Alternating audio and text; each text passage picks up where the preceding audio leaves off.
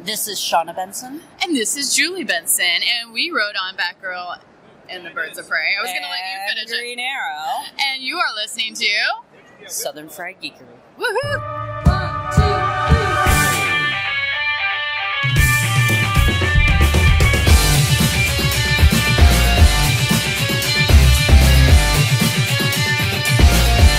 All right, a long time ago in a galaxy far, far away, there was the Southern Fried Geekery podcast, and this is episode 67. And as always, I am Caleb Alexander McKenzie. I'm Craig Lance. I'm Sean. And I'm Jerry. And we are back for another fun-filled Sunday morning, little geek brunch action.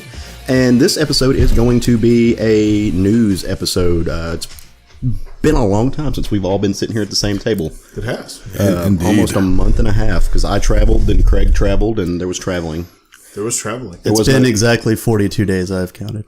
No, I'm just kidding. Did you mark off days on your kitty calendar? No, I scratched them into the wall like a a cellmate. Yeah. Force Awakens.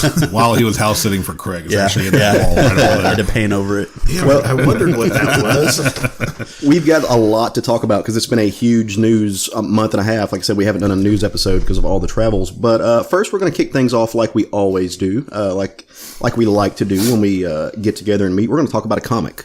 And this is a new comic for us. This is a comic we haven't really read before.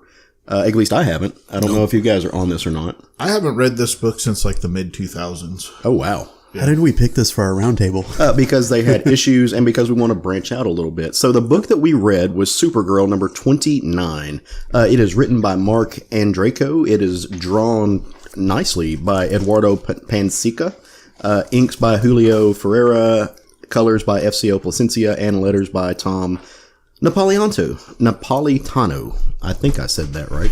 If not, you're more than welcome to come on this podcast and fight us about it. So, I guess first let's do what we always do. We'll kind of go around the table and see what you guys, like, initial thoughts of it.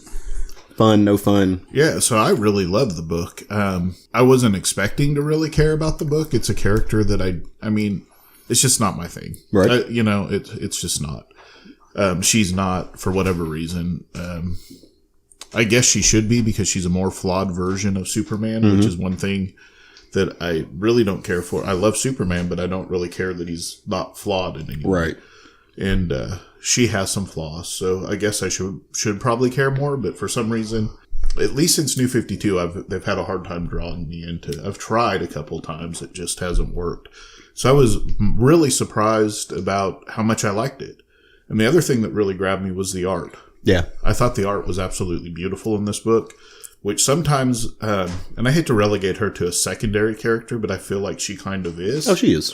Oh, I think that's fair. Anybody in DC who's not in the Justice League or in the Trinity is a secondary character. Right. Not wrong. Sometimes when you have these books that are based on secondary characters and they're solo books, they don't always put the top talent on. Mm-hmm. And I don't know that I've heard of this particular artist before or not.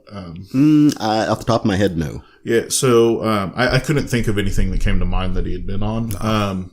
But the art really drew me in, and I was really impressed because, that's something that will take me out of a book pretty quickly. But the story was good. It was fun. I was glad to see him go back to some things that Bendis had set up that are now coming to fruition.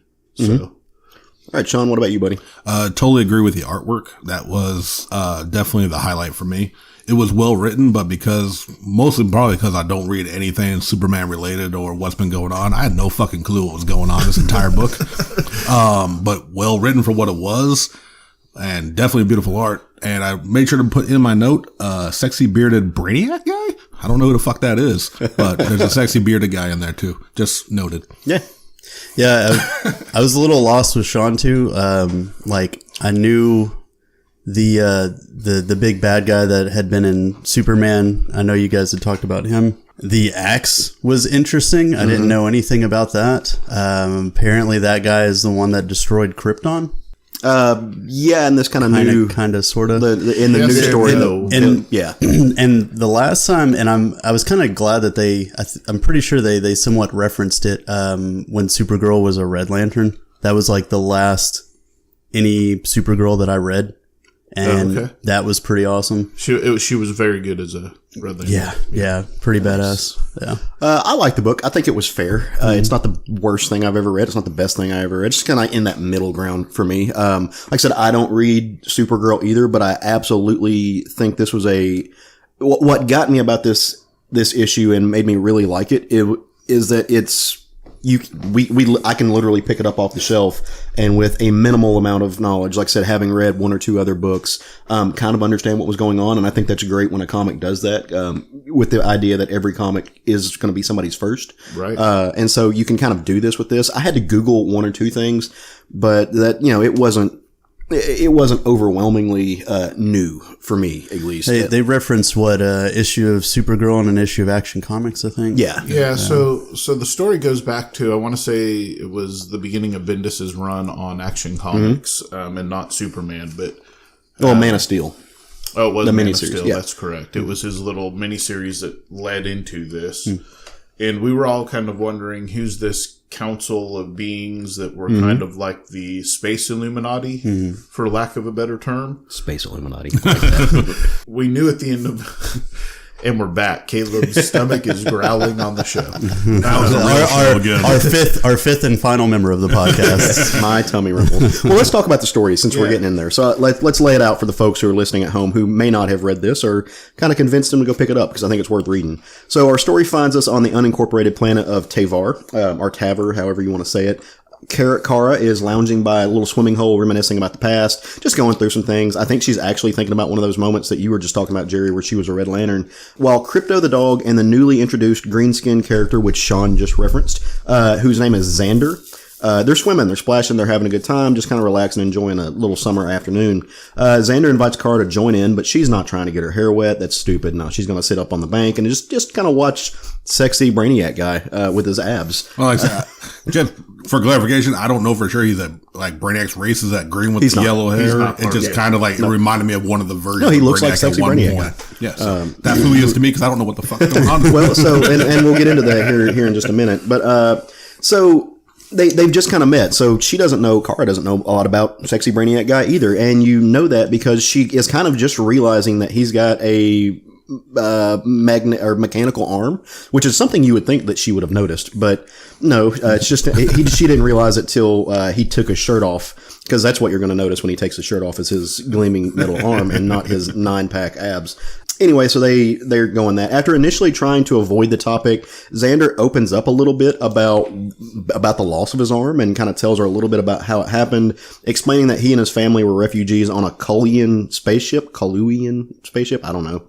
Words. And they were attacked. Yeah, they're space words. Yeah. Space words. Everyone on the ship was murdered, but he was rescued by someone who would later become his adopted mother, who had heard the ship's distress signal, we guess, and unbeknownst to Kara, and being kept very secret by Xander, this adoptive mother is the current big bad of the Supergirl book. It's Empress Gandello, who is kind of a icy, crystal-y woman. Definitely a crystal woman. Yeah. Just when the conversation is getting a little too serious, a little bit too close, Crypto, the super dog, who is adorable, steps in and is really the reason you should read this book, and gets their attention. And he has found a gem. And Kara recognizes this gem as being one of the lost gems that held the dying confessions of one of the Guardians, which is, Ali Opsa? Yeah, Appy Ali Opsa, who is it's a Green Lantern. He's one of the members. That was really good because I confused myself. All right. That's impressive. Green Lantern. Yeah. Right. And the Circle, which is a cabal of universal leaders whose goal was to put a stop to the universal violence and war Space Illuminati in the galaxy. After a speedy scavenger hunt, they find several other stones, which was a little bit too convenient for my taste, each bearing the symbol of the Circle. When Kara and Xander put all the stones together, the axe of Rogol Zar springs out of Kara's ship, where she'd been keeping it in the glove box, I guess, and it bonds with the stones, producing a projection of Appa Ali Apsa, who explains that they're the ones who formed the Circle, why they did it, what they hoped for, how it became corrupted when one of its members, the Empress Gandello, wanted to be proactive in their efforts and essentially force their will on the planets in the galaxy. When the council overruled her, she set out on her own, secretly destroying planets she found to be self-destructive. Appa then explains that it was the Circle who found Zar, the last of his kind, and made him their general, which was a stupid move because Zar is angry, broken, and rebelled against the castle to set out and destroy Krypton, who he believes is responsible for the genocide of his own people. And then he joins forces with Gandello, because that's just kind of what you do. She offers to let him use some type of machine built by Superman's dad when he was there. And they corrupt it, and they blow up the planet, assumingly, which is what destroyed Krypton. Actually, I think it was Supergirl's. Oh, was it Supergirl's dad? I think that's what she said. Yeah. In the book. Okay. Yeah. Yeah. It was. I They're all my dad elves, didn't or- create. Yeah. I mean, Yeah. they're cousins. So. Upon hearing this, a very pissed off Xander lashes out at the projection and comes clean about being the adopted son of Gandello, and basically has a breakdown because he was raised by a genocidal maniac. Meanwhile, when the axe was activated, it called out to Rogolzar, who has been chilling. He's banished to the Phantom Zone. And he has, I guess, war generals who are spread out throughout the galaxy who, I guess, he pushes a button, calls out to him, says, hey, go kick ass. And they try to. They show up, and Kara and Xander are, hanging out. And there's a little bit of a fight. But when they see Kara wielding his axe, they kind of change their tune a little bit, opt to follow Kara because only the worthy can wield the axe. A little bit of a Thor thing there. But wait, there's more because there's a shit ton you can apparently fit into, 30-something pages. And Gandello shows up to handle matters herself. She kills all of Zar's generals and then goes after Kara. So, and that's where the story leaves us. Yeah. So you talked about the stones being convenient. Mm-hmm. And the thing is that they actually even address that in the comic book because, Xandar, is that the name? The green sexy dude. Mm-hmm. Xandar was like, yeah, this is just seems awfully convenient. And she's like, you're going to bring logic into this after all of this? Yeah. But to me, where the logic broke down in this story was that you had the big bad out killing planets that were self-destructive. Mm-hmm. Doesn't really need to happen. They're going to take care of it themselves. Yeah. Not everyone is a patient person.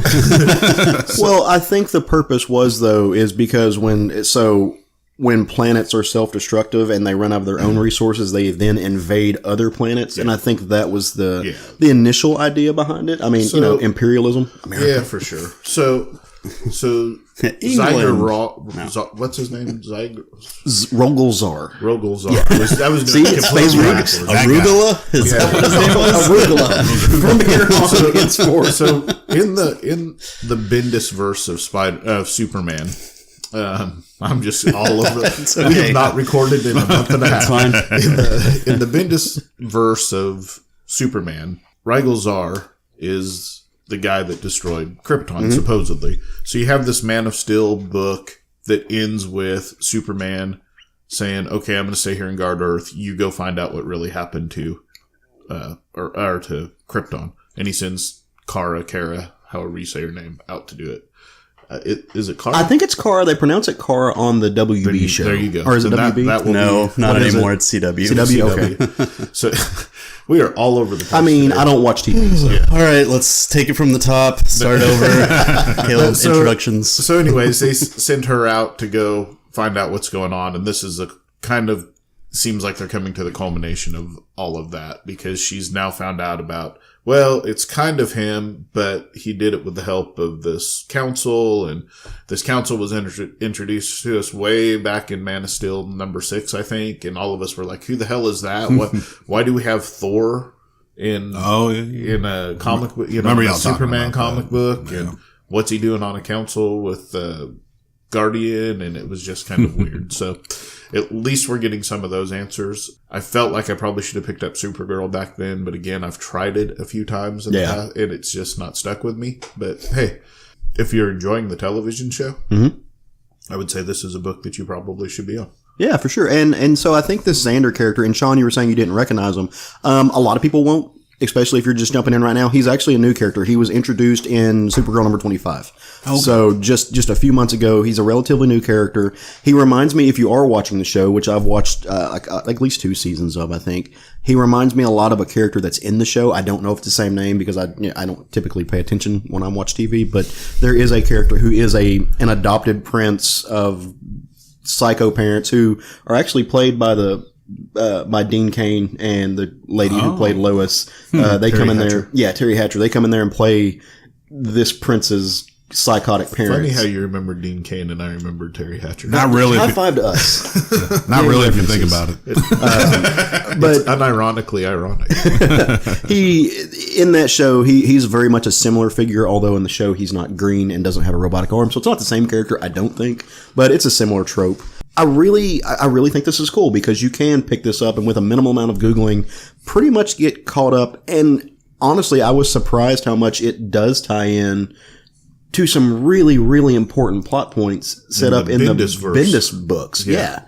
I did not see that coming because normally when you read these stories with these smaller characters, they don't impact the world at large. And this one kind of does, or at least it comments on it. Well, I think it's going to impact what happens in Superman's world anyway. Yeah. So whether it, affects the DC universe as a whole or it's just comes back to allow Superman to have a big bad again. Yeah. Time will tell, but I think that's where it's going. And I mean, a perfect world that Kara go ahead or Carrie go ahead and handle it. I mean, I like the fact she's got a big axe. Why would you not let her handle it? She's got a giant murder axe. Right. I would love to see more of the council. I was really curious to know more about those characters because you only get a brief glimpse of them. And I don't know. I mean, you've got one guardian. You've got obviously the mistress who's the big bad now, the empress. But you've got like a Thanagarian ward priest guy, like this big bearded Santa, like buff Santa looking dude with hawk wings.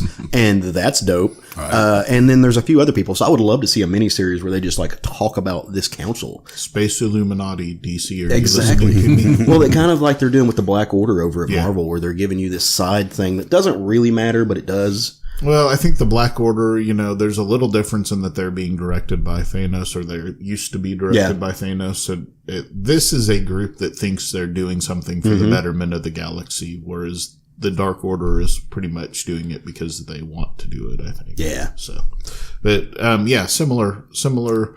Kudos to you, Caleb, for not correcting him. On what? Because he said Dark Order. Oh, see, Did I say Dark Order? Yeah, I wasn't going to do that. We tried to do an intro where I messed up a Star Wars thing, and so that's what Jerry's referencing. But I deleted that, so you don't know because the magic of podcasting. But now you do.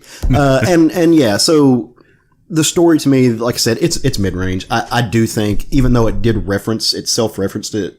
That, hey, we're shoehorning a bunch of stuff in here. Yeah. Some of it was just too convenient. Like it makes me think that the writers had a list of plot points that they had to stick in this one issue, and they kind of wrote around it, which is fine. I mean, they do that in comics all the time, especially these that aren't getting like the major critical attention. But still, it was just like, oh, of course, okay, and like this is the thing that had to conveniently happen. Now let's wrap a story around it. Yeah. But which, like I said, it was fine. It took me out a little bit. It doesn't let you really sink into the narrative as much as you would like. Well, and for we're me also anyway. Not invested in this book. I think that makes a difference too. That's true. If you've been reading the 28 issues, what is it? Issue 28? This is 29. 29. Yeah. So if you're the 28 issues coming up to it, you're probably more invested in what's going on because she's been in space looking for this for these 28 issues. So, or at least the last 10 or 12. I mean, whatever number they're on Action Comics, and right. Bendis has been on for theirs. So. I think, what are they up to, like 1014 now? Yeah, so something I think, like that. Yeah, so 14 issues probably they've been, or 13 issues that Supergirl's been out in space looking for, which to me is pretty cool because it actually gives her something to do that other than being second Superman on Earth. Yeah. I really need to look up and find out what else this artist has worked on because the art to me was the strong point. I enjoyed the art so much more than I enjoyed the story, which I enjoyed. Again, I'm not saying I didn't like it, but the art was just the strong suit and I'm not familiar with it. And the colors, I think the colors, they ranged the spectrum a bit too much for me. Like some were like really bright and blinding, then other panels were just really dark and hard to, they were muddled. Well, so for me, this was just a book where the colors didn't mess up the art and the art kind of accentuated the colors. Yeah.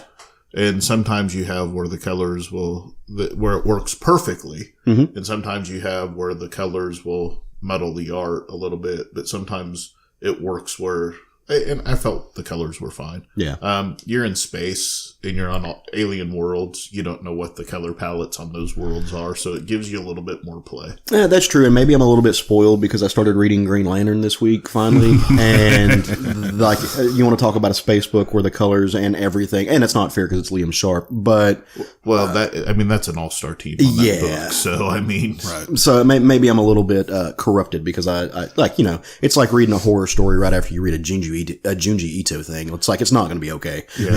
So It's hard to come down. right. All right. So Craig, you said you thinking you're not going to jump in on this I series? probably won't stay on it. Just again, it's not bad, and I would recommend it to somebody that's into Supergirl, the television show, or somebody that's looking for, hey, I want a space adventure book, but I'm not into Green Lanterns. This might be your book. Okay. I agree with that. Yeah. Yeah.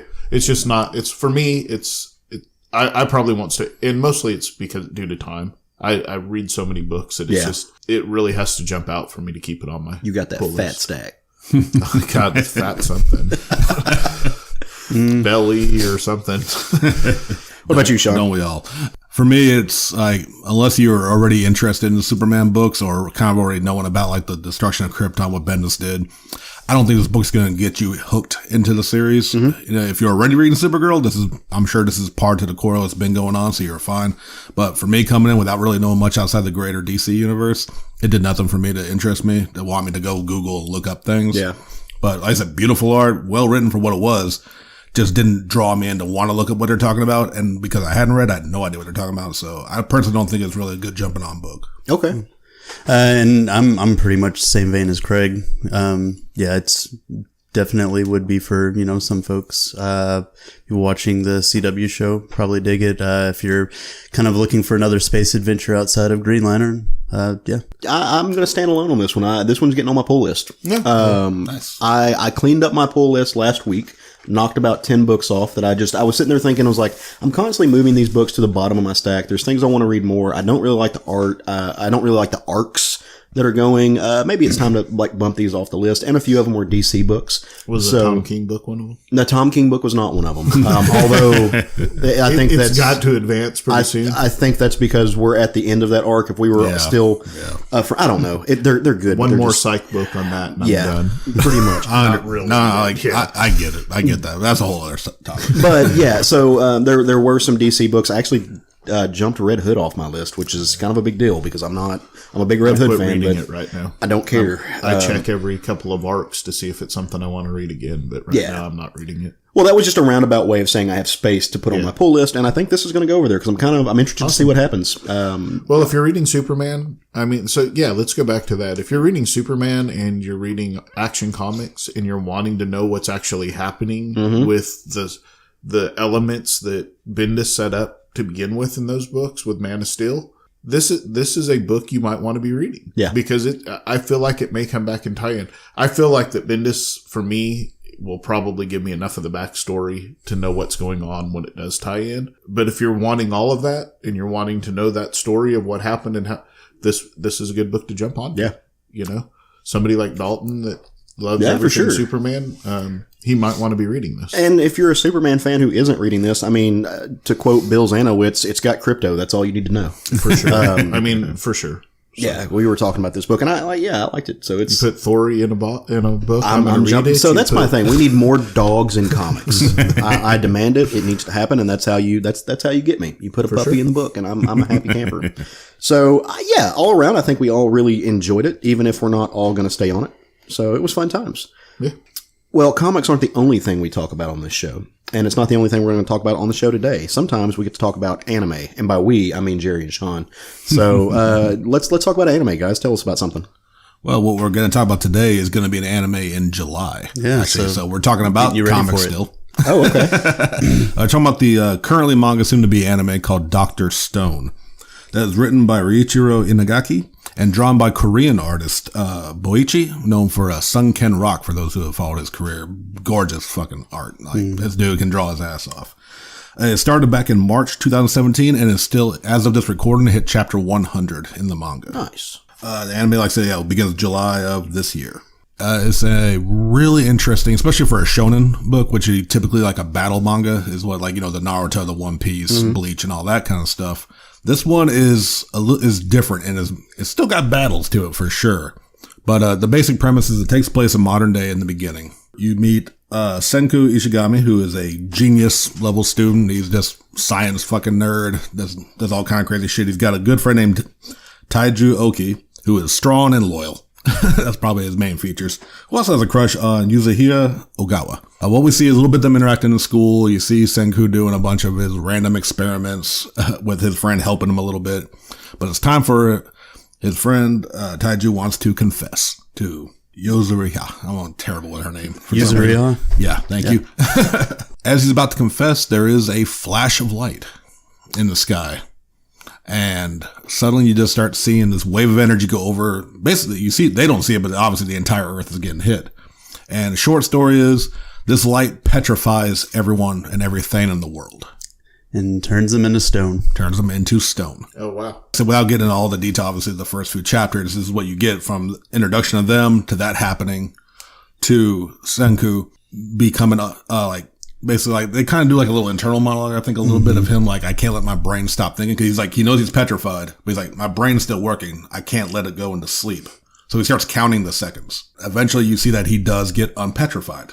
You don't really understand how or why, but he's like, all right, I counted the seconds from when it happened. We're probably about a few thousand years into the future. And that's what it is. Wow. Okay. Like I said, this dude literally like counts, so he had somewhat of a clock.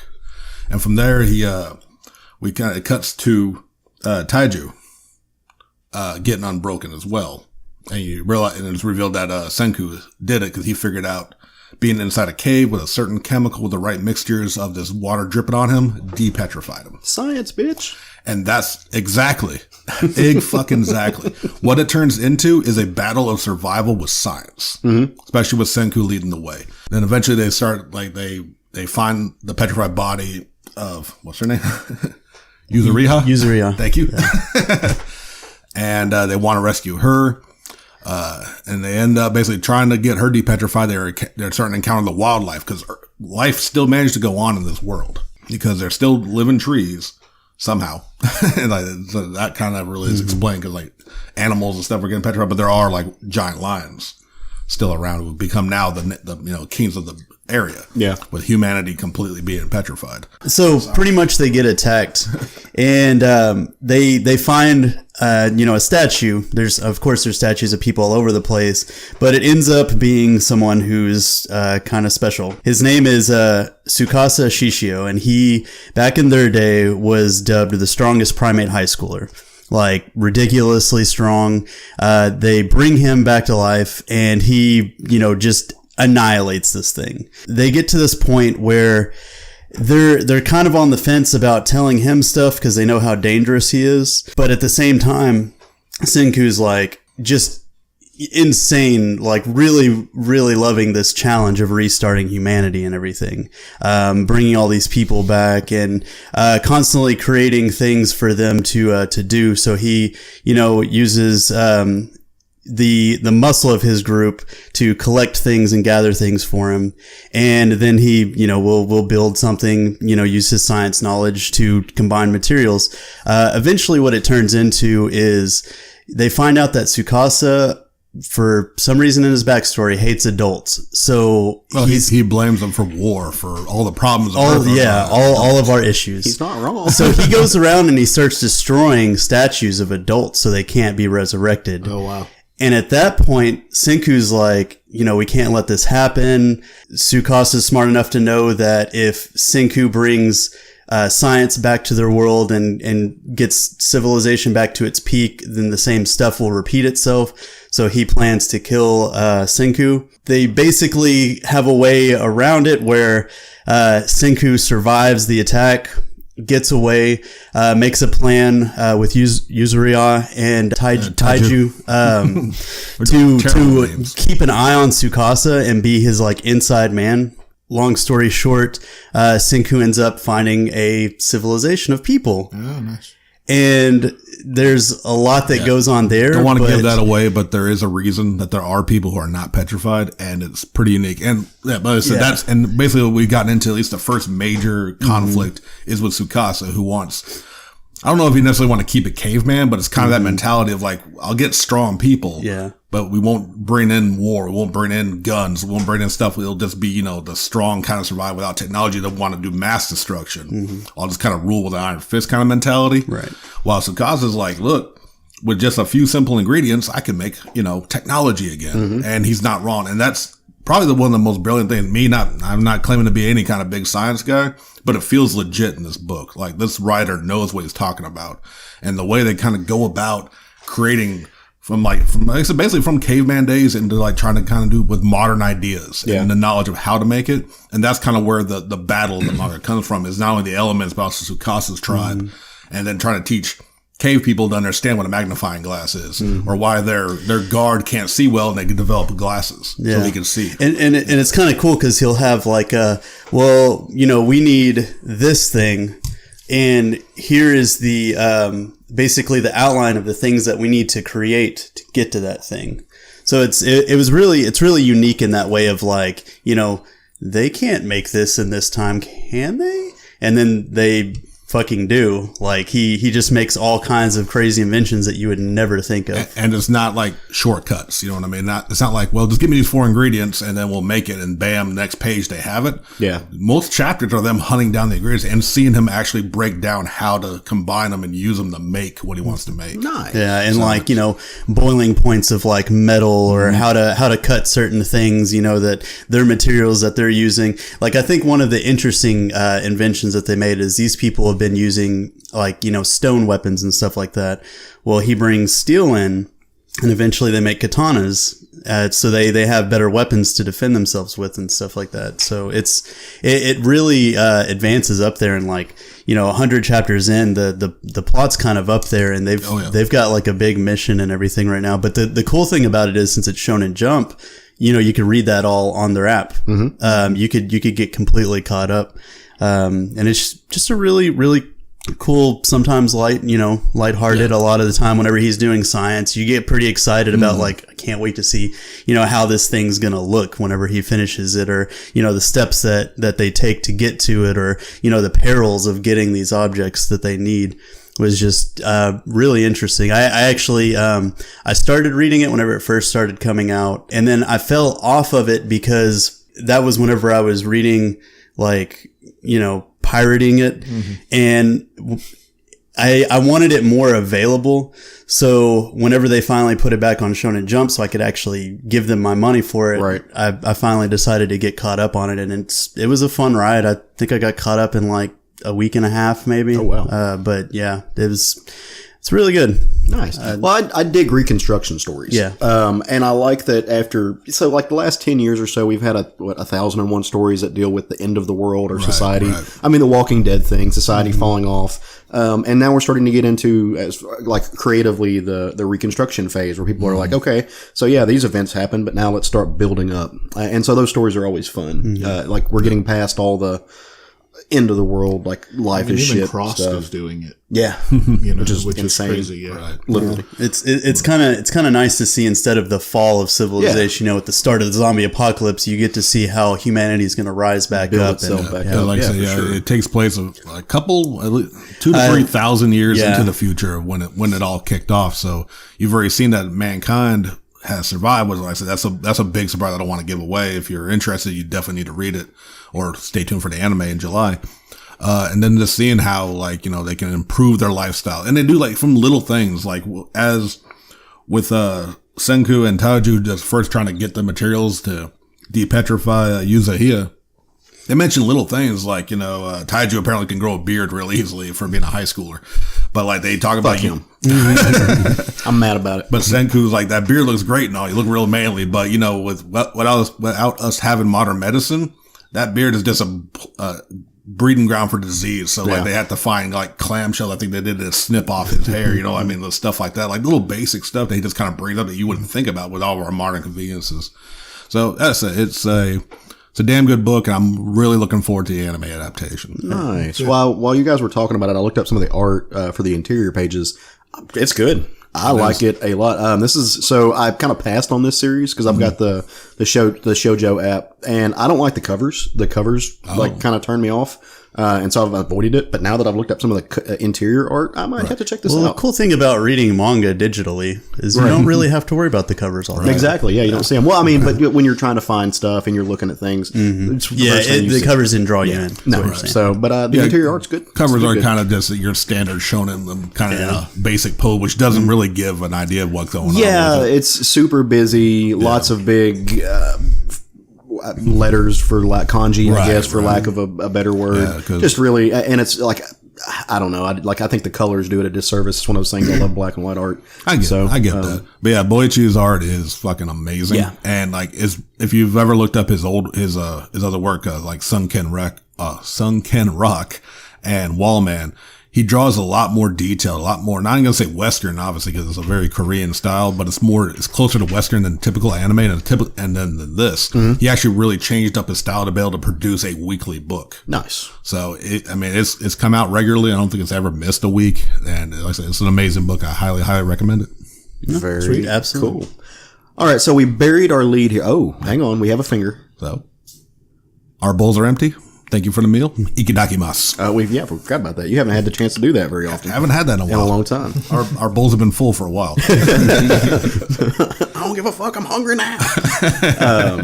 All right. So we buried our lead here a little bit. Like we said at the start of the show, this is it's going to be a news centered episode. And the biggest thing in nerd culture in the past probably 6 months took place this weekend. And that is the Star Wars celebration in Chicago, which I missed by like 2 weeks. Yeah, I missed it when I found out the tickets went on sale. I went to go get tickets, and the weekend passes were already sold out. And I didn't want to drive up there for a day, so I just kind of passed on it. But it is something I will definitely be doing in my future. I hope so. Now, they have this every 2 years, if I'm not mistaken, right? Yeah, it used to be yearly, and then they decided to go every 2 years. 2 years ago, they decided to go every 2 years. So, and the thing is you don't know where it's going to be until they give you that announcement. Right. And then they give you an announcement when the tickets went on sale. And it's really, really difficult to get tickets to this thing. So it's the equivalent of trying to get tickets to Comic-Con in San Diego. Right. It's not an easy ticket to get a hold of. Right. No, and this place is packed. I mean, we have a ton of friends who live up in the northern regions of the United States, and so we had a bunch of folks who were there. I know Wendy Freeman was there. Yeah, Wendy was there. She's been posting pictures. Yeah. She got a picture with Pimp Juice himself. Oh yeah, No Calrissian. Yeah. So I didn't see that one. I have to go check it out. Oh yeah. So basically, to give you a good idea of what Celebration is, it is the largest Star Wars themed convention. It's actually put on by Star Wars. The Lucasfilms puts it on. So it's got all the Disney money behind it. And it is just that. It's a celebration of Star Wars. And what I've noticed, I've watched some of the panels live and been tuning in when I have a chance and watch some of it on video afterward and so forth. But what I've noticed that's been amazing is the reception that I don't care which character these people are playing. Ahmad Best, who a couple of years ago admitted that he had, thoughts of suicide after playing Jar Jar Binks, was welcomed with the biggest, warmest welcome. That's rad. Yeah, so to see the fandom that sometimes seems so toxic online because of a handful of people, in my opinion, that are really mouthy, to see them come together and be supportive of something they love, even if you don't love aspects of it, there's something that touched you enough to make you want to go spend the money to go be part of the celebration. So for me, that's what's been most exciting about this. And there's been some really great news coming out of it, which we're about to get into. Yeah, there has been. Before we get into that, though, I want to touch on that. It's amazing to me how, when you think about toxic fandoms, how these people never seem to, like these super fans, the quote unquote people who are the biggest fans of it and the ones who seemingly hate it the most. The gatekeeper fans. Yeah, they never end up showing up at these very public events. It's all online. And so, like, I think you need to keep that close to your vest. And just remember, Kelly Marie that. Trans, who is, we had a Lance Rants earlier in the year when she had to shut down her, probably last year at this point, when she had to shut down her, all of her social media accounts from the harassment she was getting. On the episode 9 panel, got one of the largest ovations to the point she almost started crying. Good for her. I mean, so, ignore those toxic fans. Ignore the toxic fans. Separate yourself from it. Enjoy what you love, and don't let those people take your love from your fandom. Exactly. Whatever that fandom is. So let's get into a little bit of that news. Yeah. I think we have to go with the big one, right? So the big bang, the whole reasoning almost behind having it every 2 years relates to when the films drop, and this one is no different. And we got the trailer for episode 9 and the name. Yeah, so I mean, here we are. We're 9 months away from release of episode 9, and there's been no information. Unlike Ryan Johnson, who leaked a lot of pictures, there's been, I think, 6 or 7 pictures that leaked from set. Yeah. And J.J. Abrams does a much better job of keeping the stuff from hitting the internet. Yeah, it seems like he runs a very tight ship. He does. And so the speculation has been a lot of, there hasn't been speculation because it's been a lot of still that stuff we were just talking about. Whereas now you're going to see the fandom focus on the speculation from what came out. But I watched the entire panel that led up to the trailer release. It was about an hour and 10 minutes long. And why don't you guys give your thoughts? Because I've got thoughts on this trailer. So. All right. So the trailer came out, and you can find a link to it on our Facebook page. We were all having lots of good conversations about it. There's a lot going on in that trailer in a very short amount of time. For a teaser trailer, there's a ton. Like I said earlier in the show, I'm not that big of a Star Wars fan. I appreciate it for what it is. I like it. I've seen all the films. I've watched all the tangential things. I've read a lot of the books that aren't canon anymore. So, I mean, I know my way around it, but I'm not you. You have a Star Wars themed t-shirt on and you have Darth Vader tattooed on your arm. And on my back. I got goosebumps watching this trailer. Like the majority of the trailer, we'll just kind of walk through it real quick. The like first half of the trailer, features Rey prominently with a lightsaber, kind of playing a game of chicken with a TIE fighter. Yeah. And like does a fucking backflip over the TIE fighter. Yeah. That was a chilling, give you chills moment. Yeah. Because, I mean, it was 100% like showing that whatever's happened between, even though she's already started getting a grip on it, I think to really show what level she's at already early in that trailer, showing like when she got calm to it, like she saw it coming, turned her back, which is like Jedi as fuck, like you don't need to see it, and just leapt over, and I'm imagining gonna cut the shit out of it. I did something with it, definitely. I'm in the minority here because I didn't feel like I got enough out of the trailer. And this is about how I felt when they gave us the Force Awakens trailer. Mm-hmm.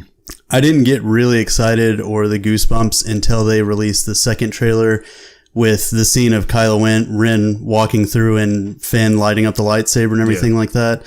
So, I mean, I love the series. I'm definitely totally in for the movie. But I don't know. I didn't feel like the trailer gave me enough to go off of. And it's a teaser trailer. So keep that in mind. Yeah. It's to give you highlights. And also, I mean, as you guys know, I'm kind of ready for us to move on from Skywalkers and, this series, and this is this is the supposed to be the last of it. So talking about this particular scene, the first thing you notice is she's breathing hard. Mm-hmm. So to me, she's anticipating something. She's possibly scared, which we know. But the other thing you notice right away, and this is a theme through all Star Wars movies, the color of her tunic. Mm-hmm. It's white. She's no longer wearing the gray that she was wearing in The Last Jedi when she was drifting a little towards the dark side. She's straight up back in white. And her name kind of represents that she is the ray of light. Yeah. So, this is where Craig, to run a pun, it shines. Craig's about to drop some theory right now. So then she's got the lightsaber. So they asked her in the panel before we saw the trailer. It was a question. They said, "Well, is the lightsaber back?" And she said something along the lines of, "There might be more than one lightsaber." Okay. But the Skywalker lightsaber is back. So I don't know what that means because we only saw the one. But one thing I noticed in that trailer, the hilt's much shorter than the old hilt. And it's now a one-handed lightsaber. When you see where she's grabbing it. There's a little bit of room to grab at the bottom, but it's definitely more built for her hands now instead of a man's hands, for lack of a better word. It's more built for her size. And then she takes off running, and you think she's running away from the ship, and she does this backflip, and doesn't show you what happens. I'm not sure 100% that that's Kylo Ren. I think it's I felt like it was. I think it's what you're supposed to like. I think you're supposed to think that, right. But I don't think it's it could Kylo be a Ren. misdirection. Because, they definitely implied, I don't know if they actually showed it was him or not, but they showed someone, welded onto a TIE fighter, making the reds that are now, kind of interlaced into the design in the trailer. No, it shows him fixing his helmet. Was that the helmet? Yeah, Okay. he was I welding watched the his trailer helmet. one time. I meant to rewatch it before. He was welding his helmet back together. And that's not him. Oh, is it not him? Okay. If you see it again, watch it again. The hands that are doing that are hairy. Okay. I don't know that it's not Chewbacca's hands, but it's hairy hands. Oh. So somebody's fixing it. I think that's either a Knight of Ren that's in that TIE fighter, Right. or it's just a TIE fighter pilot. Oh, well, isn't it a TIE interceptor? It's a TIE interceptor. Okay, yeah. So how much of that saber is still Skywalker saber? Personally, I think all that matters is the crystal. Because the crystal is what calls out to the Jedi and Jedi canon. If you watched Rebels, you saw where they went looking for the crystals, and they kind of went through that whole thing on how they find the crystals. And it ties back to The Force Awakens, where the lightsaber calls out to her. And on the topic of the lightsaber, I think it's also important to note that the saber itself is white.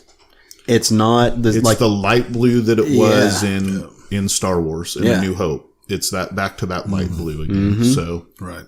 Not green, not red, not purple, because that's only for Mace Windu. it's definitely, it is definitely, in my opinion, that proves that it's the original crystal. Yeah. That it's that same light. Because at times in A New Hope, it almost looks white. Yeah. So, I think it's important that it is that same crystal. The rest of it, the hilt can be rebuilt, all of that, but the fact that it's the same crystal is important. Yeah, and from there, the trailer kind of moves on a little bit to scenes of, like we were just talking about, someone, we don't know who, welding Kylo Ren's helmet back together. You kind of see glimpses of all the cast. You see the whole group there. For me, the part that I fell in love with, again, is seeing Chewie piloting the Falcon. You see a little bit of that. You see some space battles, of course. You see who piloted. You see Chewie co-piloting, but who's piloting? Is it Rey? Lando Calrissian. Is it Lando? Oh. That was, okay, so that was, There was two glimpses of that. I was going with the other one. And this time he didn't steal Han's clothes before piloting either. He was in his own clothes. I saw somebody say, I wonder if his capes are still on there. Oh, they have to be. They have to be. So no, but that's awesome that you get Lando back. Yes. Like Lando's back in there, and there's another figure who's back that we haven't seen in a while. Yeah, there's a laugh at the end of the trailer. Yeah. And, I mean, that's kind of the bone-chilling moment, is you hear that laugh, and you knew immediately who it was. Mark Hamill's Joker. Yeah. So, again, I was watching this on the panel live, and they took the feed and actually put it to the live feed, so you're not watching it on the camera. Right. And then it comes back, it's over, the lights are all down, the lights come back on, Ian McDiarmid's standing on the stage. And Nice. he starts to talk and he kind of laughs because he's getting such a huge ovation, which for those of you that don't know, Ian McDiarmid is the Emperor. And in his Emperor voice says, "Roll it again." And he takes the mic and he just tosses it and walks off the stage. So it's 100% the Emperor. Yep. He wouldn't have been on that panel. He wouldn't have been on that stage if he's not in the movie. Right. So, kind of want to talk about that for a second, because there's a lot of ifs, ands, buts, but how is is Anakin still the chosen one if he's still alive? We don't know that he's still alive. Right. There's a lot of ways to be in a Star Wars movie and not still be alive. There's nothing saying the dark side people can't be Force ghosts. I mean, well, there's that. There's also some now defunct canon that could explain why he's still around too. So there's a couple things, right? The clones, I think, is what you're talking about, where he used to clone himself. Well, Jakku is an important planet for a couple of reasons. In the Chuck Wendig novels, the Aftermath novels, they talk about a facility that the Emperor set up on Jakku to keep the Empire going in his demise. Mm-hmm. And that's all you know about it, which is why there's this in battle. That's why there's Star Destroyers that are crashed on this planet, that Rey's, scavenging at the beginning of The Force Awakens, because that was the last battle between the Republic and the Empire. So, but we don't know what was in that lab, what was in that thing yet, other than we know that he had contingencies and plans in place for the fall of the Empire. oh, for sure. He wasn't going to let the Sith die with him. So, is he alive? I don't know. Is he a Force ghost? I don't know. Is he a clone? I don't know. None of us know. It's all speculation at this point. He could be a robot that he put his consciousness in. We don't know at this point. What we do know is he's going to be an influential part of the film. Absolutely. And apparently, J.J. Abrams went to George Lucas and said, okay, we've got to make this film stand on its own. We've got to tie all 9 of these movies together. Mm-hmm. And George Lucas looked at him and said, the big bad has been the Emperor through the whole thing. Yep. And that pretty much solved it. So we will find out. And for those of you, well, you can't reintroduce him in the 3rd movie. Well, why not? We didn't see him other than a hologram in The Empire Strikes Back. He was just a name you knew. Yeah. And we didn't really see him till Return of the Jedi. Yep. Well, and they also haven't really explained Snoke. So, and not to the extent, at least I haven't read the novels and stuff. They have not. Yeah, there is no background for Snoke yet. We really don't know what's up with that. And so it makes perfect sense that they would have, in the same way that they did Vader, they have his underling being the main driving force of the new Empire, or the quote unquote bad side, and have him come out strong in the 3rd act. That's what they did with the original trilogy. Yeah. Like you just said. And so because they haven't explained Snoke, I think we're going to get that. I think so in this trailer, we got responses to all of the bitching about The Last Jedi. Yeah. We got the lightsaber repaired. Mm-hmm. We got Kylo Ren fixing his helmet, or his helmet being fixed. It's not him. We got to see Lando Calrissian. We get the Emperor, so we get this big bad thing going on that's possibly going to lead to an explanation of Snoke. And then the title itself is kind of a FU to the people that said that Luke didn't get his play. Yeah. Right. Now, I know you guys have some issues about the title. Yeah. I don't know whether I like it or not yet anyways, until I know how it plays into the movie. The obvious answer to me is that it's the return of Kylo Ren being redeemed some way, and maybe taking on the name of Skywalker. That's the obvious answer. I think it's too obvious for J.J. Abrams. Yeah. I think he's a much more subtle person than that. I've heard people say that that's what they're going to call Force users moving forward in the future. That they're all going to be called Skywalker. That's, if I can interject real quick. Yeah, that's actually what I was thinking, was since Luke said it, the Jedis must die. So Rey is going to maybe push on the more ideals of the Skywalker belief instead of the classic Jedi. And that may very well be it. So the one thing that I would say that counters that a little bit, that has me going, I don't know on that theory. She still has the books. Well, it's not even that, because she can call it whatever she wants to moving forward. She's now the Grand Master. She's the only light side using Force user that we know of. Mm-hmm. And so, except janitor kid. Well, his name is Broom Boy. Also Ezra and Ahsoka. Right. So just saying. Yes. Do not be surprised if they make a. Oh, that'd be dope. That would be really dope. Yes. At the end of The Last Jedi, when Luke's fighting Kylo Ren, and Kylo Ren says, the Jedi will end today, blah, blah, blah, and Luke says, everything in that sentence you just said is wrong, or whatever exactly he said. Then he proceeds to say, she will be a Jedi. so in Luke's mind, she's going to be a Jedi. Yeah. So they may honor the Skywalker bloodline, which would be a weird thing because they've pretty much just kept fucking up the universe. Yeah. So, But even if they still call themselves Jedi, like I kind of feel like also though, like Luke has formed a new way of looking at the Jedi Order. He's seen all the flaws and problems that have happened in history. So it's going to be kind of more like maybe still Jedi, but that Skywalker mentality is what is how I live live through the aftermath of it. So there's other theories, without spending too much time on this. Cloning is a big thing in Star Wars. I mean, they had a war about it and everything. Cloning is a big deal. We still don't know where Luke's hand is. What if Rey was a clone with mixed DNA with Skywalker DNA in it?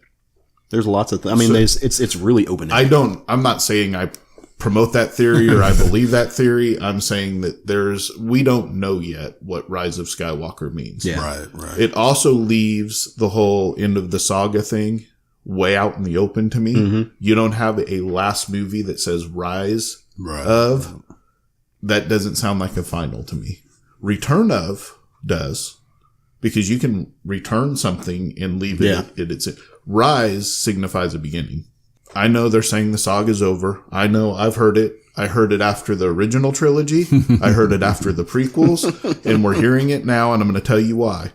$2 billion worth of reasons why. Right. Because that's how much money they're going to make off of this movie, because people think it's the last of this saga. 15 years from now, 5 billion more reasons will speak when they want to make another saga trilogy. Well, and it's not like we're not going to get Star Wars back. Like they're leaving the core. I mean, but we know Rian Johnson's got his trilogy. Like we know that's happening. Yeah. They're doing several TV shows.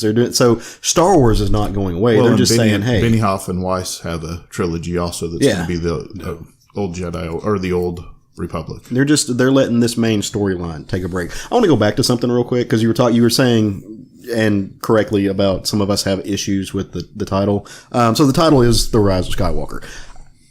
I'm that person that doesn't like the title that you were talking about, and I'm there with you too. Jerry's right there with me, and it's not because of what I think it could mean. It's not why I don't like the title. It's not because I dislike the Skywalkers or anything. I don't like the title because I just think it's a silly title. It's not because of what it could mean for the whole thing. I just think it's kind of a whack ass title. So the thing is that all the titles are kind of serial titles. Yeah, they're not like real deep titles. No, for sure. They're all kind of surfacey. Sorry, something just hit me too, which made me just feeding into my own theory. Revenge of the Sith, Return of the Jedi, Rise of the Skywalker.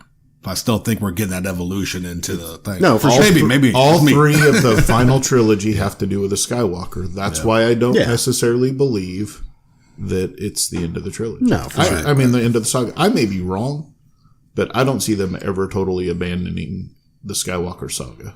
I just don't. Nah, I think I know right. that makes you sad, Jerry. It doesn't necessarily make me sad because by the time they decide to continue the Skywalker trilogy, we would already have so much other stuff in there. Right. Yeah, that's the thing that you need to keep in mind. Yeah. The saga may go, and I may be 100% wrong. I have a bet with one of my friends that if he dies before I do, I need to go say at his funeral that I was wrong. So I might be 100% wrong on this. I might be. This is just my feeling. We've been told this so many times before, but I'm telling you, money talks, and they know that they can come back to these characters in 15 years. Disney ain't leaving money on the ground. They're not. And this is all of this stuff, like all Disney promotes their theme parks. Yep. Right. Which is where Disney makes all of their money. Yep. Don't be fooled. The movies do fine. They're making their billions of dollars off of Marvel. It's the theme parks that make them the money hand over because it's every day. Yep. 365. They don't stop. I don't know if we're getting ready to move on, but a couple of quick takeaways from the trailer I wanted to make sure to get in. One, Kylo Ren using the guard of his lightsaber to stab that dude in the shoulder to choke slam him to the ground. It's like, that's how you use a fucking claymore, and that's why I love his lightsaber that everyone shit on when they debuted it. And two, I believe it was confirmed, new actress, Giant Afro, like they confirmed that's Lando's daughter? No, that's not confirmed. So during the panel, they asked her it was Stephen Colbert hosted the panel, by Oh, the nice. way, which he's good friends with J.J. Abrams. And so Stephen Colbert hosted that panel, and he asked her, and she said something along the lines of, Lando Calrissian's a cool dude or a cool gentleman, and he's made his way around the galaxy quite a few times, and who knows how many illegitimate children he has out there. So she would not answer it directly. Oh, okay. So Okay, I thought I saw something about confirmation, but new character. there was a lot of, I mean, as far as confirmation goes, Finn and Poe were like playing the whole that they had an affair together Right. because they kept asking the question, well, does Rose kiss Finn again? And she's like, hey, he's a pretty eligible bachelor. I don't know, so. They need to be together. One last thing that I want to touch on is the Death Star that you see in there. A lot of things that people have been asking about that is, wait, they were on the forest moon of Endor. If it's the Death Star 2, why is it in an ocean? If it's Death Star 1, that was also a jungle planet. Well, go back to what I said, forest moon of Endor. Right. The Death Star pieces could have fallen to the planet and not to the moon. Right. So, It's always possible that the explosion could have drifted them off into space and they could have fallen on some other into debris. planet. Right. So I think this is going to be they're searching for a MacGuffin that's on the Death Star 2. They stumble upon something with the Emperor there, and I think the MacGuffin is what's tying Kylo Ren to the dark side. Whatever it is what's got his hold on the dark side that they're after and they're trying to destroy. I just need more Wookiees and Twi'leks. That's all I need. I'll be happy. Well, you're More going to get Wookiees at and least one Twi'leks. Wookiee, and I can't answer for Twi'leks. So So you know what didn't have a whack ass name? what's that? The other things that came out with Star Wars. Yeah, there's a lot of other good shit. So the first one is they are the Fallen Order game. I'm not sure which platform it's going to be on. I'm guessing all of them. I'm sure. Yeah. It's EA, so it'll be available. On everything. And it's going to be canonical from what they have said. All new video games are canon. Yeah.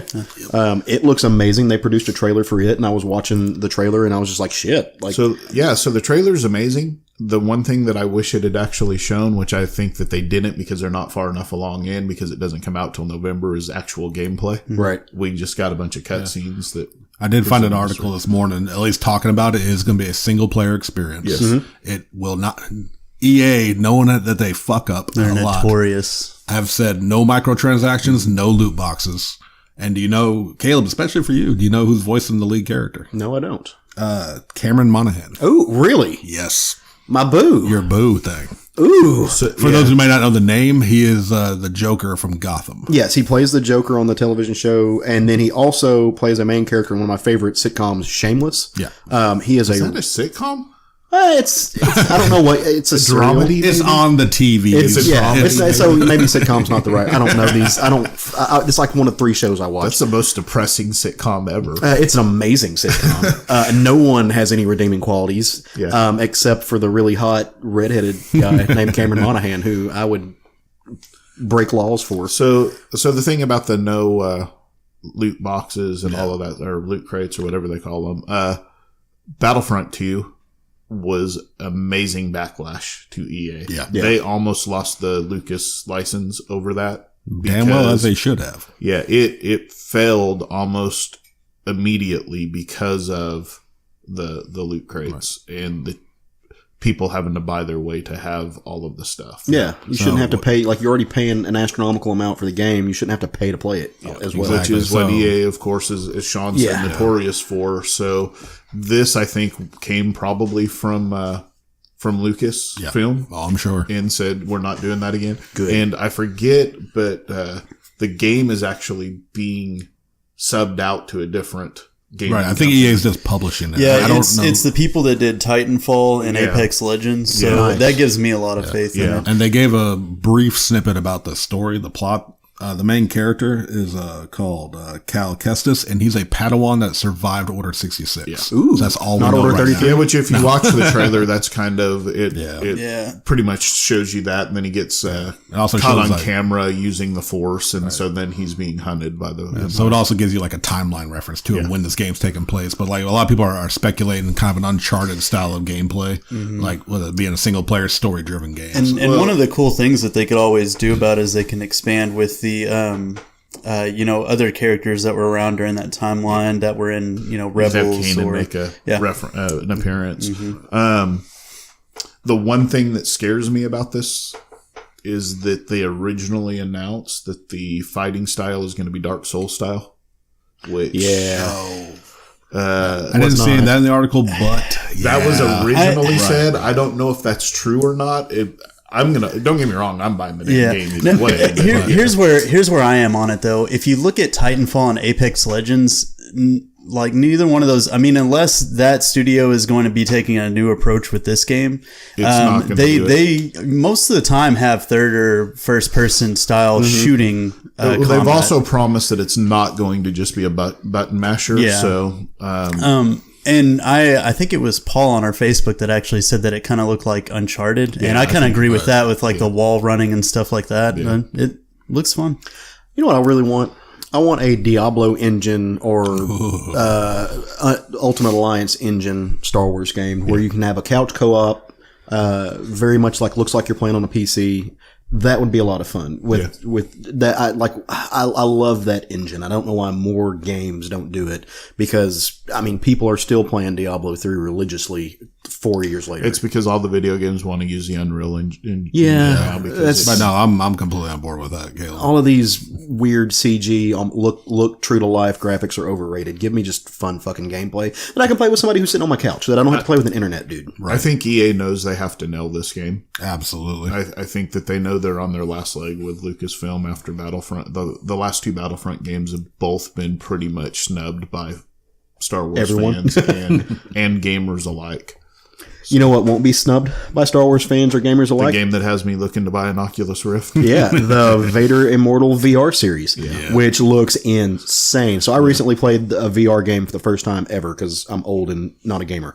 But there is a local place. It's kind of like a jump zone place, and they have a VR setup. To where 4 people can go in there and jump out and shoot zombies, or they have different games for different age groups.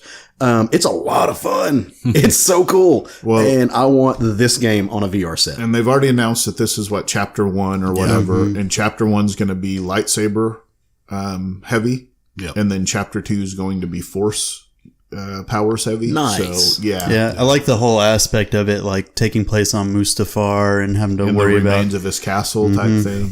For those of you excited for the game, just understand that with VR games, the campaign, the story mode is probably gonna be able to be beaten within about an hour. Oh yeah, that's actually what they mentioned, around 40 minutes. They've said it per episode. But there is a endless lightsaber dojo feature, so you can just go in there and wreck shit. That's all I want. Exactly. So even if you play through the awesome story that sounds pretty amazing, you can also just kill time lightsaber fighting robots. That's all anybody wants in a Star Wars game. Right. I want my glow stick and I want to kill people with it. That's what I want. And cool droids. Yeah. And even from the trailer, for most VR games are kind of okay, here's your setting, go do some objectives. This one really feels story driven. Because there's a whole thing about your character getting involved with Vader and then get Vader pissed at you. Right. So yeah, it looks pretty ambitious for a VR I'm game. really excited about it. So hey, speaking of cool droids, you know what cool droid is getting his own series? He's at least getting a part in a very cool series. K2SO. Yeah. You know who's voicing him?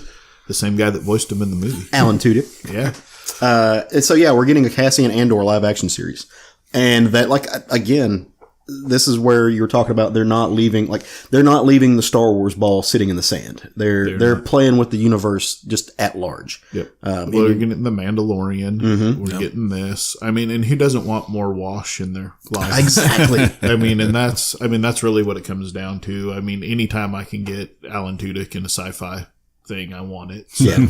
I'm looking forward to it. This is going to be a lot of fun. And I love that droid. That droid was more than just comical relief. That's a lot of what he was. Definitely the best part of that movie. I love Rogue One, but he is definitely up there as the reasons why I love that movie. Oh, he was amazing.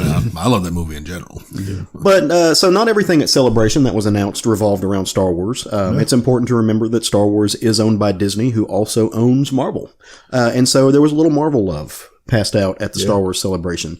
Mostly Kevin Feige announcing new series that is going to be so Disney's launching their own streaming service. We've all had this conversation for a long time. They're also co-own Hulu, so they're kind of running two operations. But they announced the kind of the details about Disney Plus. Yeah. The most enticing part about it being that it's going to be $6.99. Or if you want to pay for a year, it's only $60. Right. $60. Yeah, that is like, that's cheap. It's dirt cheap for what you're getting. They are going to lose money on this for the first few years, and they know that, but they don't care. They're just like, I don't know that you're losing money because it's property you already own, other than the stuff that you're making specifically for the. I mean, think about how much stuff they're putting on there that's property that it's just what they own. Well, it's stuff that's already been produced. But so a little insider baseball on this. A friend of, and he wouldn't mind me saying it, Jason Wood, who is on the 11 O'Clock Comics podcast. He's a Wall Street dude. Yeah. He goes to a lot of these investor meetings, and he was talking about some stuff on their Facebook page about, and he can't get specific or anything like that. Right. I mean, for legal purposes, but he was just saying that no, Disney's prepared to like take a loss on this for the first 2 years, and they don't care because they're playing the long game. Yeah. And they know inevitably they're going to rack stuff up. And I know, Sean, you posted about this on our Facebook page, and when you posted about it, you wondered if Netflix was in trouble. Right. Netflix isn't worried about this. Netflix has got their whole ball game. You know who is in trouble? HBO. HBO just cleaned house, and they are after Game of Thrones is over, they are no longer focusing on these big blockbuster expensive shows. They're going smaller scale, cheaper shows. Right. Because they know they can't compete. Because they know people aren't going to drop their Netflix streaming service. They are straight up going to drop HBO Go. And they know this. And people are going to flock to this. So does that mean no more Westworld? I don't know. I mean, if it's still in production and it's doing well, they'll probably keep doing it. But I would say probably no new series is what they mean. So. Well, and Westworld doesn't have the production scale that. I mean, Westworld is great. I'm not saying it's not a quantitative value. Dollar-wise, it doesn't have the production scale that Game of Thrones does. It's mostly human set in old-fashioned. I mean, they may be robots, but you can, for the 90% of the time, they're humans. Well, and as far as viewership, season 2 was not.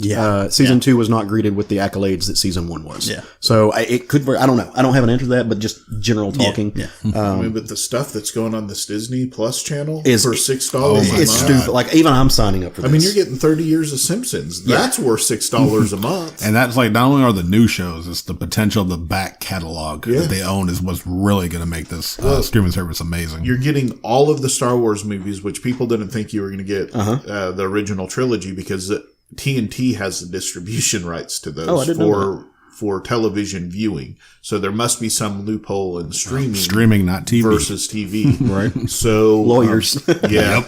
So, or Disney has just said, screw it. It's our property and we're going to show it. And so you're getting all of that. You're getting these wonderful new shows, The Falcon and the Winter Soldier. Yeah.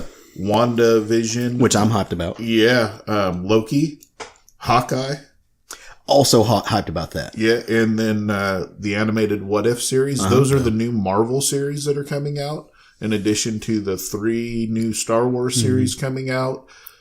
A shit ton of children's content if you've got children. Or an adult that likes watching classic Disney cartoons like I do. Well, even all of the new live action movies that Disney's doing, that they're remaking their old stuff, they're going to be on. I mean, this is a shit ton of geek content for $7 a month. Yep. Well, and they know that I'm not getting paid by Disney. No, but we would like to, but if you want to sponsor the Southern Fried Geeker Contact, have your mouse get in contact with my mouse. Yeah, sell out with us. Yeah, for sure. But they also, again, they also own Hulu, and they also own Marvel Unlimited. Yeah. So I mean, you've got Marvel Unlimited, which is, I think, $5 or $10 a month. You've got Hulu, which is somewhere between $5 and $10 a month, and now you've got Disney Plus, which is $7 a month. So they can afford to charge less because they also have, they're into 3 pockets. They own a corner of the market, man. Yeah, I mean, they're like the mouse. The mouse has got reach. You're getting $6 for 3 different parts of the market. And so we knew about Loki. Like that was kind of something we knew about. Yeah, the other ones were. I think we knew about. They had the animated What If series. I think Jerry and I have had that conversation before. I want to say that we knew a little bit that they had plans for Winter Soldier and Falcon. What we didn't know about, or at least what I didn't know about, was the WandaVision show. Yeah.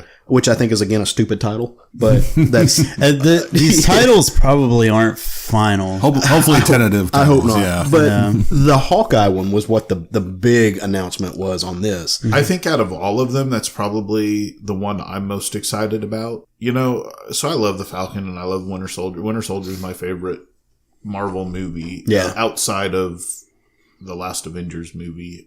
Infinity War. Yeah.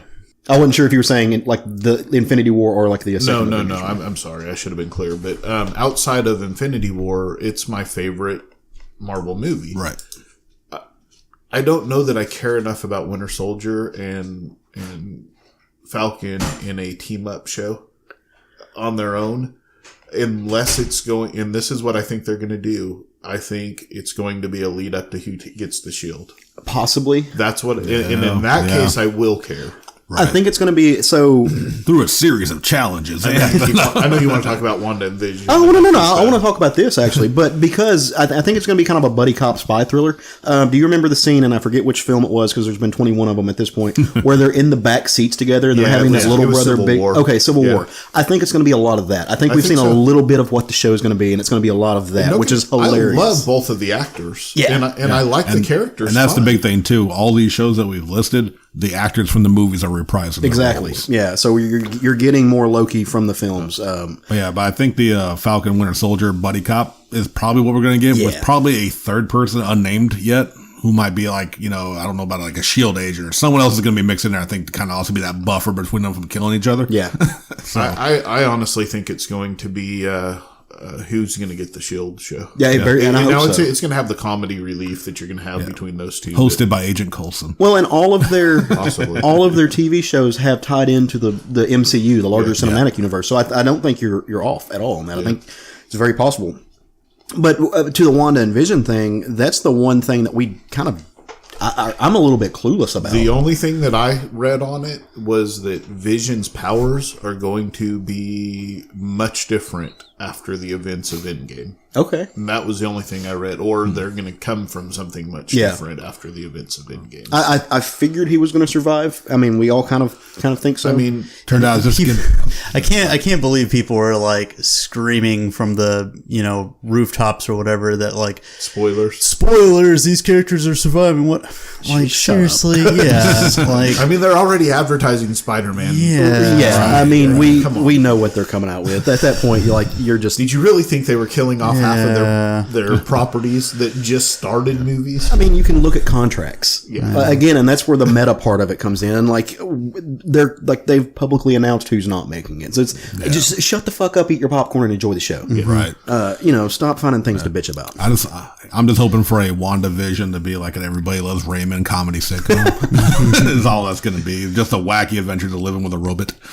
All right. Well, was there any other big Star Wars / Marvel / Disney Plus news that came out of this? They've talked a little bit about the new theme park, the Disney theme park, which has me extremely excited. I'm talking to my wife, and we're going to try and get out to California later this year to go to it. But going back to Cali. Supposed to be going to Florida this year in October. Nice. So I'm going to try to get in that sumbitch. Do it to it, brother. So, that's, those have been the main thing. And we knew that going into this, that the main thing was going to be episode 9 stuff, because we didn't have a title. We didn't have a trailer. We knew that it was coming with the panel. Yeah. So, that was... The rest of it's kind of been icing on the cake, and it's been cool, like I said earlier, to see the energy in the rooms be so positive instead of negative. A positive experience in Star Wars. Yeah, for sure. Who knew? So, well, all right, let's move into some comic book news while we still got a little bit of time. So Doomsday Clock number 10 has been pushed back 8 weeks. Also, Batman Damned is delayed by a month. Both of these are kind of flagships. Batman Damned is a flagship for the DC Black Label. Doomsday Clock is a flagship for just what's happening in the DC universe at large. And they keep delaying them. So Batman Damned, my understanding is that it got sent back to him after it hit editorial. What I heard. I don't know how accurate that is, but... Too much Batwing in this issue. They sent it back to Azzarello and said, you need to relook You can't at this. do this, This is not what we want to portray.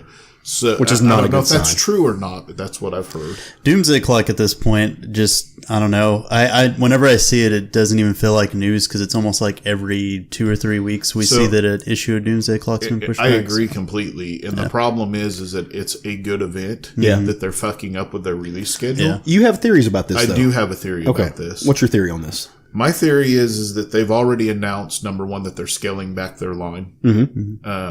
Number two, they've already announced that they're going back to post-crisis, pre-New 52 characters. Right. I think this is the event that's doing it. We know that based on what we've seen already in this series, in this event, is that Dr. Manhattan has created basically a pocket universe for these characters. Right. So what we are reading and have been reading for the past going on 8 years now, 2011 I think was New 52. Is that correct? Yeah, that's when New 52 kicked off, 2011, So- 2012. So we're going on 8 or 9 years at this point with these characters. New 52 is met with to be a lot of trepidation. to be nice. I will say Anger. hate. All the things the dark side is made up of is New 52. It's Not well received. it's not well received for the most part. There's parts of it that were, but overall it wasn't. So I think what they're doing is they're allowing some people to finish up storylines they're working on, and they're getting ready to relaunch and give us our old characters back. Yeah. Having said that, I think there's going to be some characters before people start yelling at me. I realize Tom King is signed on for 105 fucking issues of Batman, okay? I understand that. Before you start yelling, Jeff Johns kept right on with the Green Lantern story when Right. New 52 started. There wasn't. All that will change is his costume, and he's going to keep telling the same damn story he said. I was going to say, absolutely. Well, and so look, I mean, Rebirth was already a readjustment of what they did in New 52, and I think you're right. I think we're going to see another tweak like that. So right now you're dealing with pre-crisis Superman, and you're dealing with New 52 Batman. That's the same Batman that was in all the New 52 stories. So you're dealing with a medley of characters who are from different dimensions in the 52 universes, all on what they have Earth Prime now, or whatever the hell you want to because call I it. mean, we know that Superman, like you said, he's post-crisis Superman. He's not New 52 Superman. He died. Bendis has created several different characters that aren't going to go away. He's not going to get rid of. So I think it's just going to be an adjustment, a tweak. I think you're right. So I don't think it's going to be a hard relaunch. No. I think it's going to be a new line, similar to Rebirth or whatever. We're going to have some number ones again. I think some Detective Comics in Action, they're not going to relaunch. So here's the thing. There are some very good books in DC right now. But if you look at sales charts, I'm talking about national sales charts. Right. I'm not talking about what we sell at Kapow or your local comic shops. I'm talking about if you pull up Comicron and you look at national sales, DC does not have a book in the top 10. I'm not sure the top 20 that doesn't involve Batman. Their characters are not, for as much as people like to bitch and moan about Marvel's not this and Marvel's not that, Marvel still sets the pace for the market. I think that they thought Rebirth was going to do a lot for them. It was going to open up. It was going to kind of let DC fight for a larger market share. And I don't think that's happened. And so I think what is taking the Doomsday Clock and the pushing back, I think part of what you're seeing here is them saying, okay, our initial plans were to open up the DC universe using Doomsday Clock and to do something different with it. Sales spreadsheets aren't showing us what we need to see. So we're readjusting our story to actually close down and kind of block off some of the things that we were doing, or to end them in a way that makes sense for another hard reboot. So I think there's a mixture of those. It's going to be a things. hard reboot with some soft reboot elements. Yeah. Is what it's going to be. It's, again, I don't think Tom King is going to quit telling the story he set out to tell. He's going to switch costumes on Batman, and it'll be the pre-New 52 Batman. I think the crux of it is they're going to find a way to remove the Watchmen characters. Now that they've injected them, they've got to find a way to pull them back out. I don't think we're going to see the Watchmen characters as a major part of the DC universe. Mime and Marionette will be a Batman. They be a Batman fucking villain. better. They fucking They better will be because part those of his characters are rogue gallery amazing. when this is over, in my opinion. All right, speaking of awesome rogues galleries and Batman, we are in the 80th year of Batman. Detective Comics just had its 1000th issue, And this past year, Batman became the first inductee to the Comic-Con Character Hall of Fame. And I think we have some different mixed emotions about this. I think it's cool just because I'm a big fan of Batman. I also think that this is Comic-Con. And Comic-Con is not for hardened comic fans. It's for the general pop culture at large. And I think Batman has a little bit of a bigger footprint to the pop culture at large than does maybe the other character who maybe deserved it a little bit more. You know who else just had 1,000 issue? Action Comics. Action Comics. And you know who else was in almost every one of those 1,000 issues? Superman. You know who started the whole superhero genre for the most part? The Phantom. I said for the Thank most you, part. Thank you. The still significant character. Right. Right. Listen, Batman's my second favorite superhero. Right. Superman somewhere down in the 20s. Right. Okay. As far as likability and readership, no doubt that Batman's more popular. Superman deserved to be the first superhero in the Superhero Hall of Fame. And it's similar to putting pop bands in the Rock and Roll Hall of Fame before you have the rock bands in the Rock Band Hall of Fame. Right. I'm with Caleb on this as far as like the general perspective. Like there's the Academy Awards and there's the Grammys. This is the MTV Music Awards of, comic book thing. This is all popularity thing. It's Batman sells more than Superman, is more What's widely it called, known. people? The Comic-Con Hall of Fame. Yeah, it's Character Hall of Fame. But the Comic-Con But it's- supersedes that. It's Comic-Con. Yeah, and it's I think, Comic-Con. It's it's not the Eisner Awards. It's not, Right. it's not a like highly reputable. I'm mad. I mean, you're a little salty. I'm salty about it. You're not Jerry salty. You're on the cusp. You're on the cusp of a Lance France. I can teach you, Craig. What? I can teach you. Come to the salty side, Craig. I think in all seriousness, when you look at the pantheon of characters, I agree with you wholeheartedly. Absolutely. And if there was something that I think was a more serious entity or a more respectable entity, I think that they would have Superman would be in the You know Hall how of you Fame get first. respect and become a respectable entity? Not By doing the right things when you start some shit. It's Comic-Con, man. They don't give a shit. Comic-Con, If it ain't bro. making dollars, it don't make sense. Just saying. So, really shortly, thing that's got me a little bit nervous, IDW is up for sale, and we're not going to talk a lot about this because there's other things that we want to hit first, but I mean, we all know that Disney's going to buy it. Yeah, that's pretty much I what mean, I was yeah, come thinking on, too. guys. I mean, they're already doing Marvel's, all of Marvel's all ages books. they're going to become Disney's children line Yeah. of books. And I mean, they already are anyway. So Wow, this is like, if that's true, that's makes me. Honestly, this makes me happy because Stan Sakai just brought Usagi Yojimbo He to did. IDW just in time for it to be bought by Disney. It's kind of like someone else who just got a job and got I don't know that they'll own the intellectual property. Yeah, I But think you know what I mean? they'll It's just like, be the wow, but like publisher. the timing of that and the potential of maybe they'll animate an Usagi series. It's just That would make sad me to very see. happy. It's sad to see one of the. You've got the big two. IDW's arguably in the top 5 below the big two. Right. It's just sad to see them having They've financial slowly, trouble. like Dark Horse, have been losing their have licenses, been. though. And honestly, if we're being honest, their licensed stuff is not very good. No, it's not. Yeah. I mean, if we're just being 100% Right. No, honest, you're it's right. just not. So, Well, all right. So, in other things where we're just being honest, so last week I spoke a little bit about seeing Shazam, which at the time was the latest superhero / comic book based film. This week another one dropped, and I have not seen it. I don't think Craig has seen it, but Jerry and Sean, you did see it. So why don't you tell us your initial thoughts, spoiler free, about what you thought about Hellboy? I fucking love this movie. Did you? You really got a great sense of his world. Okay. It's one of those things where, and you know, Sean and I have both read quite a bit of Hellboy, BPRD. So we know, about the world, more obscure characters. Mm-hmm. It was just kind of nice because, in superhero movies, where you basically get them going through the whole plot and they have one central villain and one goal. One of the things that I kind of always wish that they would do is show them, just fighting crime and solving things, day to day.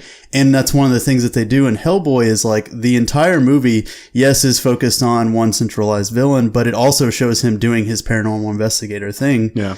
Fighting other things off to the side and everything. They do so many huge nods to the comic books. Cool. They included so much into it.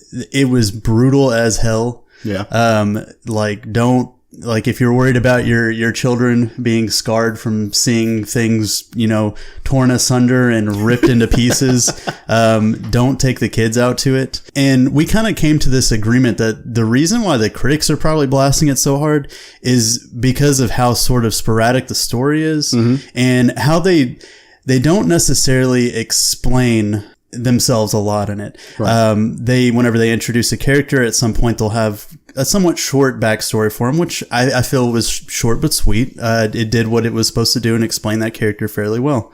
And then, you know, they do that thing that I want them to do in so many movies where they give me my obscure character that nobody else really knows about, and they fucking nailed it. Nice. But yeah, I had absolutely no complaints. I went in like hoping that it would be good, but knowing that the reviews have been kind of, you know, not very positive lately. I don't put much stock in Rotten Tomatoes, but it does have 11%. Yeah. So I mean, even outside of Rotten Tomatoes, like I've seen individual reviewers stuff from like not just fans, just other people are tearing this movie apart. But I'm with Jerry 100%. I enjoyed the shit out of this film. Okay, hard R rating, definitely not for the kids unless you don't mind blood guts and everything. But yeah, very sporadic, very just, it's fast paced. And if you're not a fan of the comics, haven't read that, you're going to be fucking confused. I could see why some people didn't really like why that garnered some negative reviews, because it may be a little harder for people who actually are trying to get a story, a strong sense of the world, because it is just jumping there. But what it is for the fans it's a lot of what happens in the book. So it's a lot of nods, a lot of quick stuff to the occult, to the, you know, to fairy tales and stuff like that without much explanation. We get more about what the allies that he forms into it, but beyond that, you just kind of take it for what it is, and it's a fun, violent ride. And you know, I was. Whenever they said they were going to reboot it, I wasn't super worried about it, but there was that worry that we were going to lose Del Toro's artistic take on how unique and interesting his monsters and stuff are. They blew away my expectations with that. So they had a great like amount of practical effects and CG effects that just absolutely nailed it. Let me ask you this: was it Hellboy 3? No. Okay. No. Yeah. It is a reboot. Yeah. That's it what started that way. Yeah. But then they decided, we're not going to try and just do what Del Toro had already done. And the reality is this, like, this, from a purely cinematic aspect of it, it's hard to compete with Del Toro. Oh, fuck yeah. And they are not. He's a master. Yeah. I said, and if you're going to go to this movie just trying to compare it to the other two, cinematically, it's nowhere near as artsy and pretty and well put together of a film. It's a lot more fun. Okay. And Hellboy can be fun. Yeah. And I think it's just like, you know, you're still getting a vibrant world with like a variety of different monster designs that are unique and interesting, much like Del Toro does. But it's, like I said, just going by pure artistic measure, it's hard to compete with Del Toro. And I don't think they were trying to. No.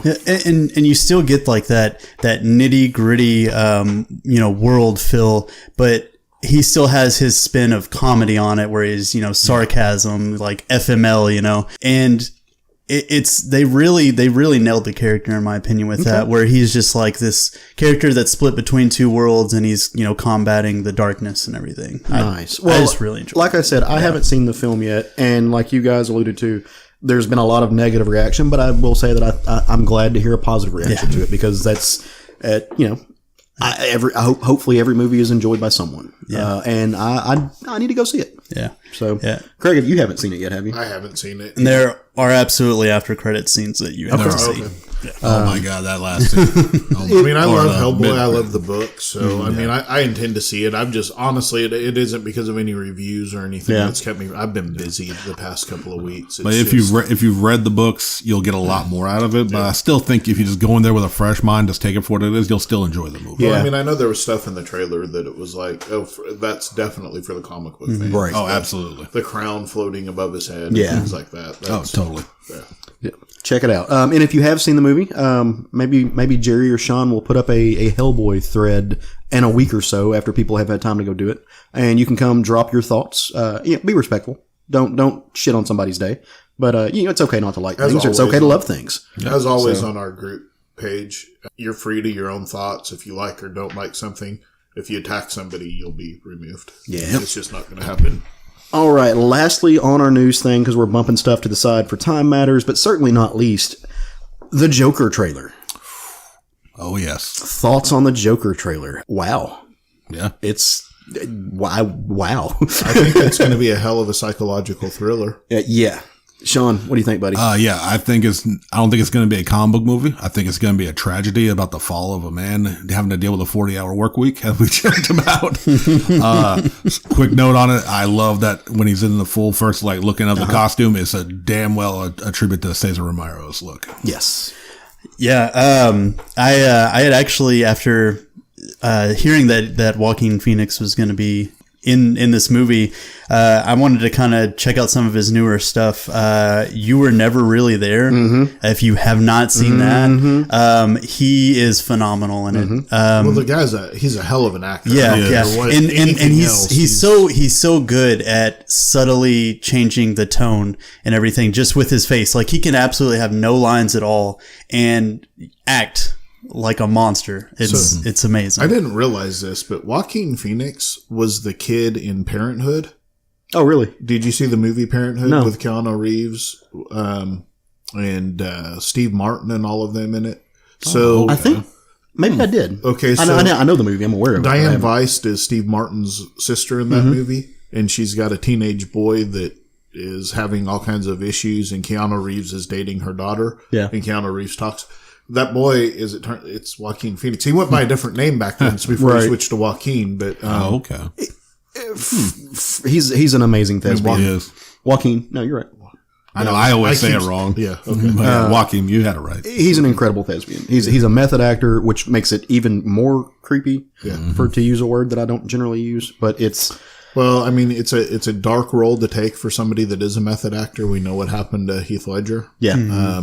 So here's my thing with it. Yeah, go with your thing, because I think we're pretty much on the same page on this. I can't go into this movie thinking about it as DC's Joker. Yeah. I can go in this movie thinking an incredible actor is playing a psychologically driven role about the dangers of society and how they can break a man. Character study into how somebody becomes Let's throw him in chemicals. Yes. Let's throw him in society. Well, I was going to say, there's that meme, and it's 100%.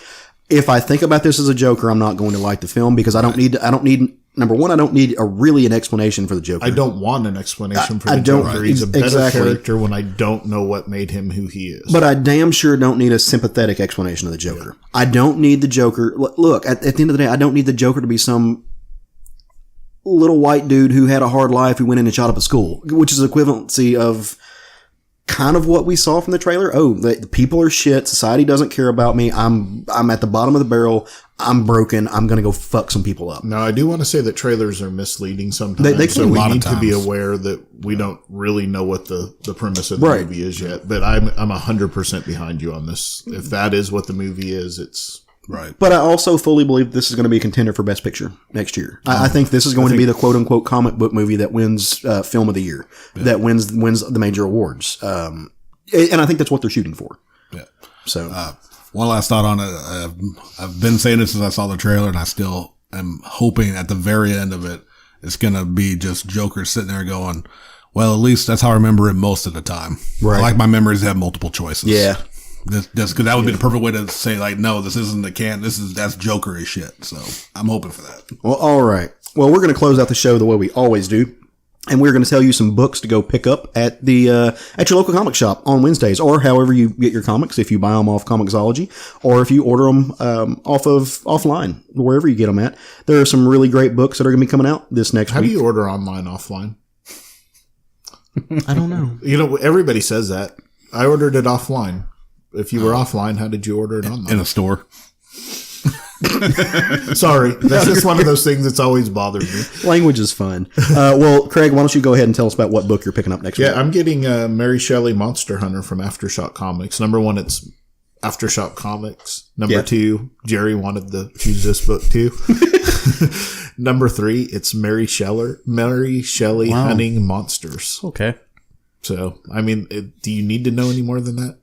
We just know that this Shelley is not selling seashells by the seashore. I hate you. Yeah, so much. I totally twisted up words in there, but hey, it's all good. All right, well, I'm going to get ahead of myself, tell you guys to go pick up Xeno Warrior Princess, Volume 4, Number 1, from Dynamite Comics, written by Vita Ayala, drawn by Olympia Sweetman. I'm a big fan of, you guys know me, I love pulp characters. I love characters like Conan, like Red Sonja. I like Hercules. I like Xena. I love the Xena show. Take on pulp. Yeah. And so this is going to be fun. It's licensed properties, just to be fair. Like we've said before, licensed properties are not always the best. Dynamite does not always get the best artists. They have a particular style and stuff that they do. So it may not be for everybody, but I think it'll be fun. Give it a chance. It's a new number 1. I'm always curious to see what they do with it. So that's mine. For me, it's going to be Naomi number 4. They are promising that they are going to give the secret behind her birth and all the questions, the mysteries that this series has kind of started with. So I'm really hoping to get some good answers that will keep me on the series. Nice. I'm going with Guardians of the Galaxy 4 with Jeff Shaw and Donnie Cates. We have 2 different teams split up now. They kind of dubbed it in the synopsis of having a Dark Guardians. They're basically the group that's deciding that we need to go out and take care of all these targets that could be Thanos. And they're starting with Gamora. Well, our regular Guardians aren't really cool with that thought, so they're probably going to try to intervene and stop them. It looks like it's going to be a bloodbath, so should be pretty fun all the way around. We spread out across the publishing spectrum. I do have one more. No Road Home ends next week as well. Don't talk about it. I went to Vacation Planet last week. I don't want to talk about it. It's so good. It's made for me. It's so good. Did you read Faithless this week? I did. Did you love Faithless It's so this good. week? Yeah. I did too. Well, on that note, we got any last and final thoughts? Anything? We ready to bring this thing home? I'll throw a quick out there that while Saga has taken a break since issue number 54, Brian K. Vaughan has come out and said that we are looking at a 108 issue run. Okay. So we are halfway through that amazing book. And they showed the cover of the compendium. That's pretty nice. So nice. Pretty hyped to know how much that we still got another 58 or 54 issues. So hype.